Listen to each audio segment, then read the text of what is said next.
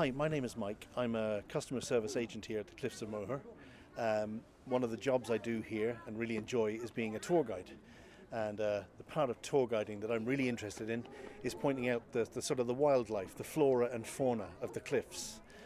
People come here, a lot of them come just to look at the majesty of what's behind us here. The view, of course, it's fantastic.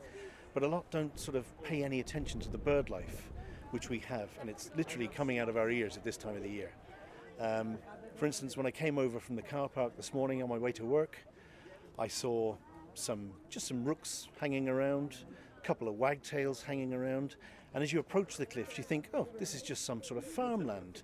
There's sheep and cattle grazing, and a hare ran out in front of me, and oftentimes we'd see a little fox. We have a fox who has had some cubs here recently, so we keep an eye on her and the family.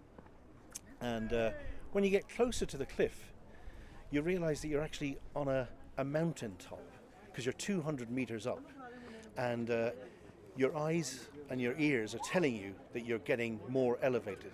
And that's part of the story of the cliffs, really. When you get to the edge and you look over, it's a wow. You've kind of been lulled into a false sense of security that you're just walking up a slight incline.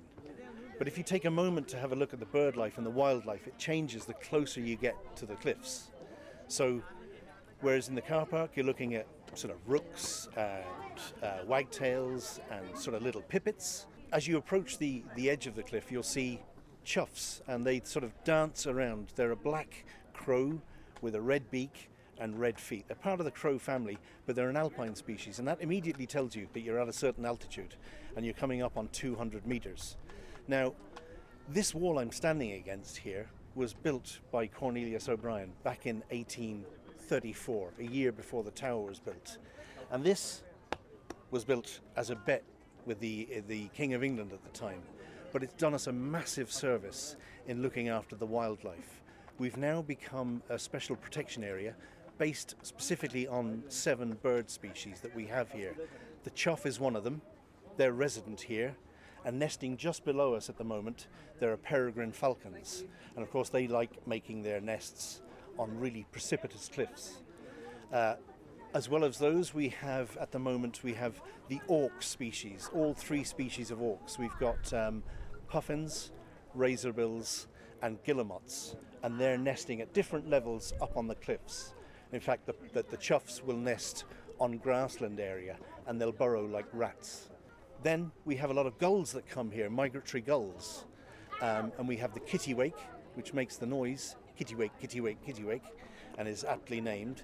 And we also have a fulmar, which is a kind of distant relative, a distant cousin, if you like, of the albatross. And you'll see them lazily flying around the cliffs here with their wings spread out, and they never really beat. They just sort of leap off the edge and just fly around.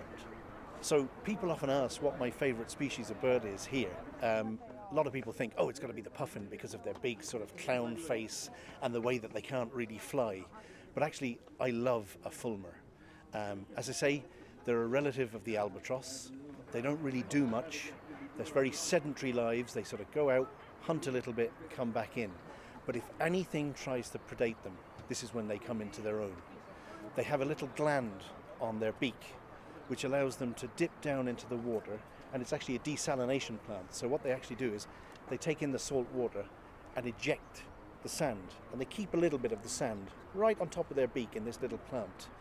And if anything comes near their nest, like a predator, like a chough or a raven or a peregrine falcon, they'll go at it and they'll just fly by and they'll regurgitate some of the semi-rotten food they've got in their gizzard along with this snotty salt, and they'll spit it out at speed on that bird to disable their wings. So it'll disable that bird, they won't be able to fly anymore.